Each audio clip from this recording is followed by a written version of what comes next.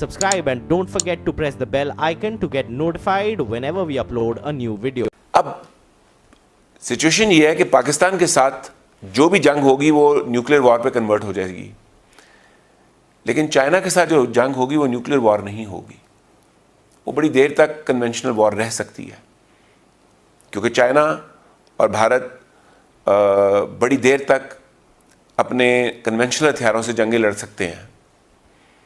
हमारे पास कन्वेंशनल हथियार ज़्यादा है नहीं, और चाइना उनको अपना माल बेचता है हर साल $60 अरब का।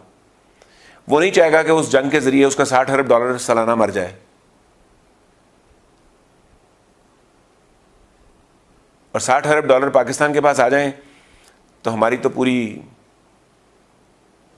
लॉटरी निकल है। महमूद साहब ये बताइए हमें सर, खान साहब क्यों डराते पे ने, चाह रहे ने की सोच रहे ने, ट्वीट कर रहे हैं और कह रहे हैं कि जनाब हिंदुस्तान जो है वो कश्मीर के ऊपर जो है दुनिया की तवज्जो हटाने के लिए पाकिस्तान के ऊपर जो है वो हमला कर सकता है। और एक दफ़ा नहीं 2 दफ़ा उन्होंने ये बात की है, ट्वीट किया उन्होंने।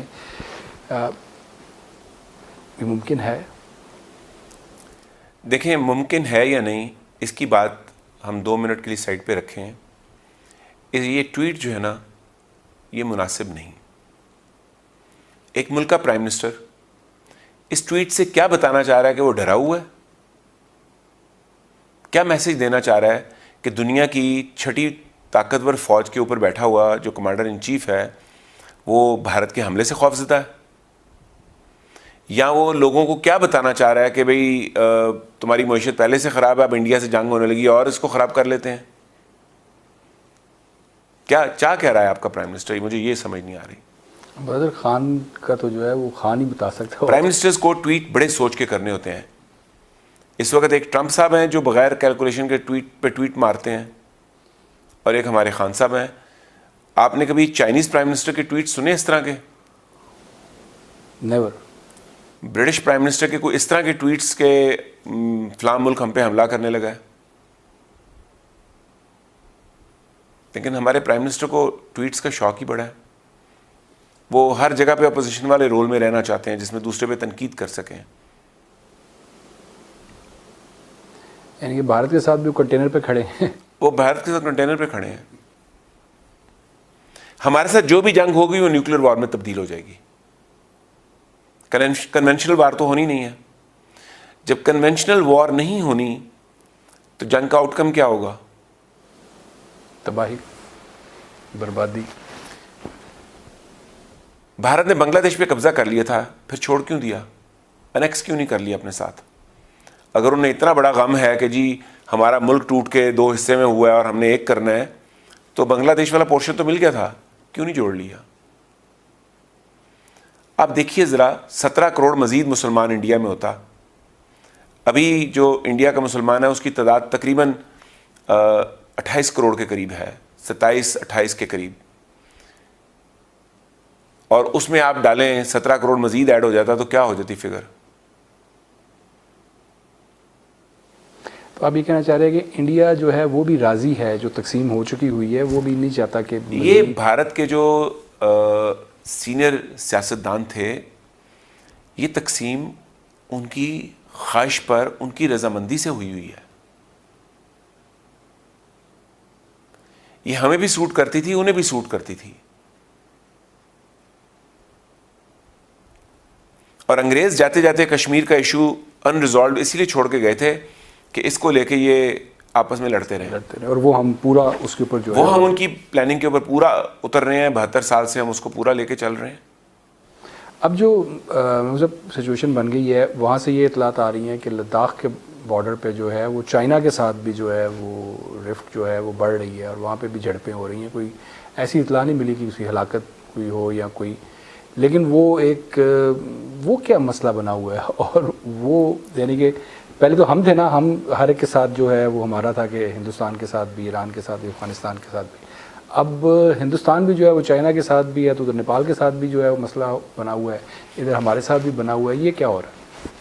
देखिए, पाकिस्तान के साथ जो मोदी साहब अग्रेसिव बयान देते रहते हैं ना, he does not really mean it.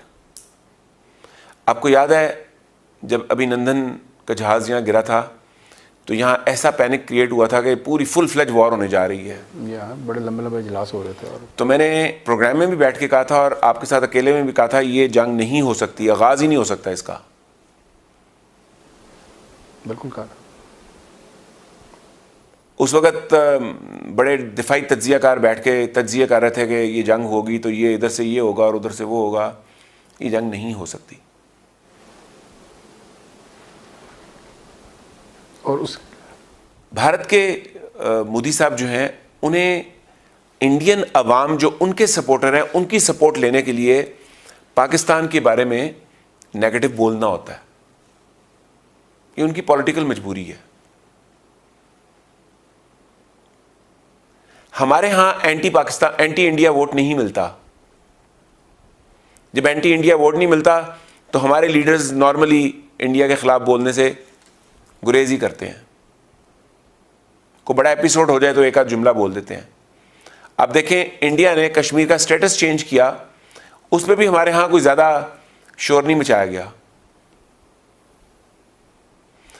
अब सिचुएशन ये है कि पाकिस्तान के साथ जो भी जंग होगी वो न्यूक्लियर वॉर पे कन्वर्ट हो जाएगी, लेकिन चाइना के साथ जो जंग होगी वो न्यूक्लियर वॉर नहीं होगी।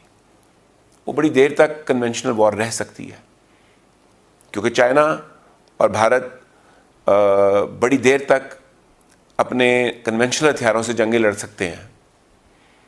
हमारे पास कन्वेंशनल हथियार ज़्यादा है नहीं, तो हमारा ज़्यादा रिलायंस जो है वो न्यूक्स पे होगा। तो हमारे साथ उनकी जंग का कोई इम्कान नहीं है, और चाइना के साथ भी उनकी जंग का कोई इम्कान नहीं है। अब बैठ के कैलकुलेट करते हैं ना फैक्टर्स। जी। जब तक किसी जंग में किसी एक मुल्क को फायदा होने का इम्कान नजर ना आ रहा हो, जंग नहीं हुआ करती। भारत चाइना की जंग में भारत को कोई फायदा नहीं होने लगा तो वो इस जंग में पहल नहीं करेगा। और चाइना उनको अपना माल बेचता है हर साल $60 अरब का। वो नहीं चाहेगा कि उस जंग के जरिए उसका $60 अरब सालाना मर जाए। और $60 अरब पाकिस्तान के पास आ जाएं तो हमारी तो पूरी लॉटरी निकला है। तो यानी कि ये इसी तरह जो हल्का फुल्का जो है वो ये बजट के दिनों का शुगल होगा, और बजट के दिनों का शुगल बाद में, हाँ इसमें स्ट्रेटजीज भी इन्वॉल्व हैं। वो स्ट्रेटजीज जहां तक भी जाएंगी वो जंग की नौबत तक नहीं लेके जाएंगी। ये उधर का भी बजट बढ़ेगा। यानी अगर भारत पाकिस्तान पे प्रेशर डाल के पाकिस्तान को अंडर प्रेशर ले आता है तो चाइना को ये सूट नहीं करेगा। उन्होंने चाइना के बारे में जुमला कहे तो ये जुमले जंग की तरफ लेके जा सकते हैं। बहुत बोलेंगे तो कैलकुलेट करके बोलेंगे, दोस्ती की बात करेंगे, इख्तलाफात को ख़त्म करने की बात करेंगे, जंग की धमकी नहीं देंगे। तो उधर चाइना के साथ उनका डायलॉग प्रोसेस का आगाज़ हो जाएगा, वो मसला उनका हल हो जाएगा। इधर क्या होगा सर? इधर भी कुछ नहीं होगा। इधर भी हमसे जंग लड़के उन्हें कुछ नहीं मिलेगा। आजकल जहां हमारी इकॉनमी बहुत मुश्किल का शिकार है, अगर हमारे पास कम पैसे हैं तो आबादी भी कम है, बोझ भी कम है। अगर उनके पास थोड़े पैसे ज़्यादा हैं तो बोझ भी उतना ही ज़्यादा है।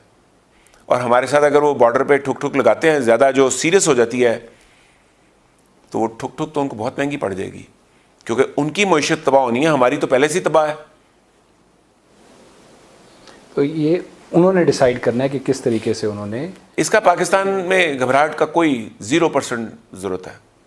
ये खान साहब जो है, ये खान साहब को ना तजर्बाकारी है, वो बगैर सोचे ट्वीट कर देते हैं। अगर इनकी जगह कोई भी समझदार प्राइम मिनिस्टर बैठा हो तो वो इस वक्त इस तरह के ट्वीट भी ना करे। खान साहब का अजीब अलमिया है कि मैं मोदी को फ़ोन कर रहा हूँ, फ़ोन नहीं अटेंड कर रहा। ये बातें डिप्लोमेसी में नहीं बोली जाती। प्राइम मिनिस्टर खुद उठा के प्राइम मिनिस्टर को फ़ोन ही नहीं किया करते।